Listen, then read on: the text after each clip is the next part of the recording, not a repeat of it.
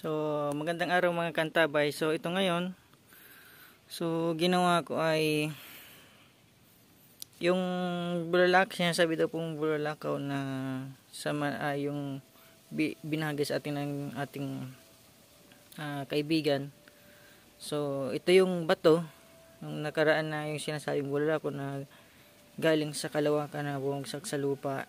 Ito na po yun. So ngayon, ito yung batong kinakalawang.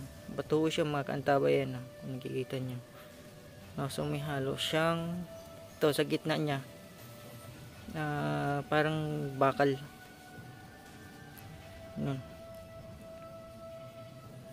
Dignong bakal. So ito ay tawagin natin ng dignong bakal. So ito, nakita na natin yung pinakagitnaan niya, at ito yung piraso niya.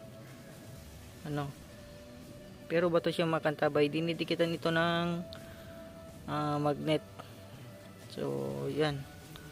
So ito para rin sa lakas, gamitin natin to para makatulong din sa ibang tao sa ating gamutan.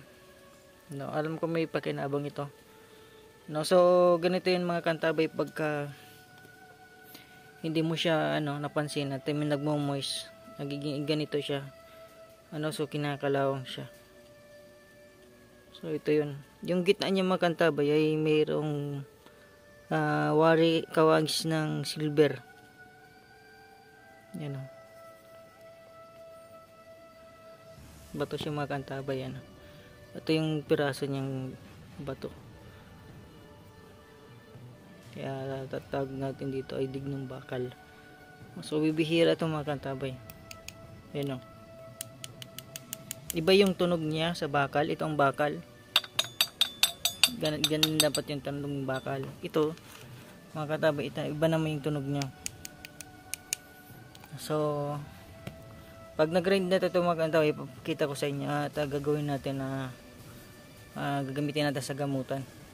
Para makita natin talaga yung pinakawisan niya. So kukortehan natin to.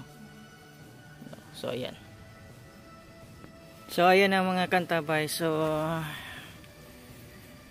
ito lang po yung inano sa atin na pinahayag. Ganito lang nakapiraso. So tama na yun, napakatigas lang ko kasi yung iba ay nababasag siya. So itong mga piraso yung itatago natin kasi mapakinabangan pa natin yan. Ginrain natin, pero ito lang yung kinalob sa atin. Ito yung gagamitin natin mga kantabay, So matibay na ito. Ayan. So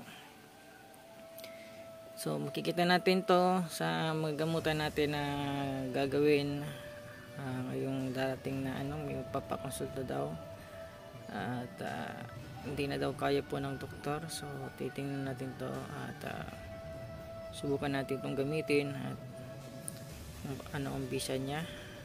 So titingnan natin, kakargan pa natin ito.